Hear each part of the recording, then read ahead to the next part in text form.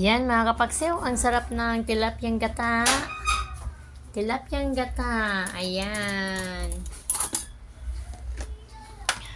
Puro ulo ang natira. Ayan, mga ang tindera, ayan, oh. Kaya puro ulo natira sa kanyang paninda mga kapagsew. Ayan. Ko, ang kanin namin sarap naman, bagong saing. Bagong saing, kanin. Yan. Sinong gustong bumili dyan, bili na. Bagong saing ang kanin namin. Meron kaming pangmasang ulam, paksiw na sinilyasi. Ayan mga kapaksiw, yan ang hinahabol ng aming mga customers dito. Yung mga paksiw na pangmasa.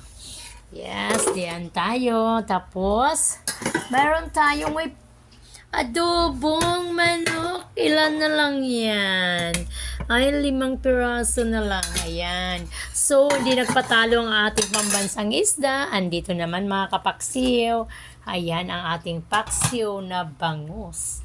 Ang paksiw na bangus ay pambansang isda ng Pilipinas. Ayan. Sarap mga kapaksiw. Ito yung mga kinaham or mga paborito ng mga suki ko dito sa Malabon. Ang bangus na paksiw. At andito rin ang ating shellfish na sinasabi ng green shells.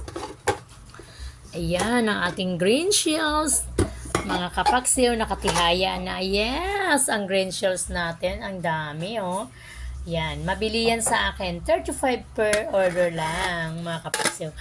Kung kayo'y bibili, dito lang po sa aming soking tindahan sa Block 46 Covered Court kay Bibit Ostos at kay Bibit Gabasa. Yes, mga kapaksiw. Thank you very much for watching.